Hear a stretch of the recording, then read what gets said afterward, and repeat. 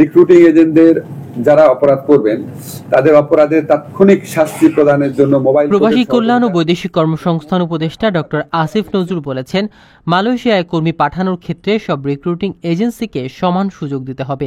একচেটিয়া ব্যবসা হলে শ্রমিকরা প্রতারিত হবে, খরচ বেড়ে যায় এবং নানা ধরনের দুর্নীতিও বাড়ে। বুধবার 20 আগস্ট মন্ত্রণালয়ের 1 বছরের অগ্রগতি নিয়ে আয়োজিত সংবাদ সম্মেলনে তিনি এসব কথা বলেন।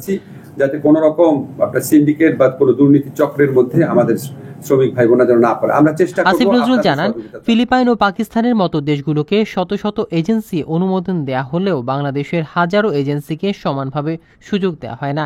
তিনি প্রস্তাব করেন, সব দেশের ক্ষেত্রে নির্দিষ্ট সংখ্যক এজেন্সি যেমন 300 বা 400 অনুমোদন দেওয়া উচিত।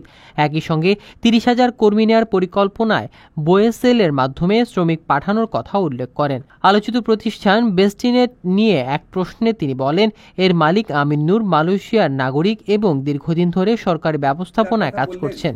উনি তো মালয়েশিয়ার নাগরিক এবং উনি মালয়েশিয়া যারা সরকার যারা আছেন তাদের সাথে অনেক বছর যাবত কাজ করেন। তবে বাংলাদেশ সবসময় সতর্ক রয়েছে যাতে শ্রমিকরা কোনো সিন্ডিকেটের ফাঁদে না পড়ে। তিনি আরও জানান, মালয়েশিয়া যেতে না পারা 7,900 কর্মীকে বোয়েসেলের মাধ্যমে পাঠানোর ব্যবস্থা হয়েছে। পাশাপাশি সৌদি আরবের সঙ্গে নতুন শ্রমবাজার চুক্তির খসড়া চূড়ান্ত হয়েছে, যা সেপ্টেম্বরে স্বাক্ষর হতে পারে। সৌদি আরবে একটা চুক্তি হয় কি, খসড়া আদান প্রদান হয়। তো খসড়া আদান প্রদানের মাধ্যমে ফাইনাল যে ড্রাফটটা, যেটা উনারাও এগ্রি করেছেন আমরাও এগ্রি করেছি, সেটা হয়ে গেছে।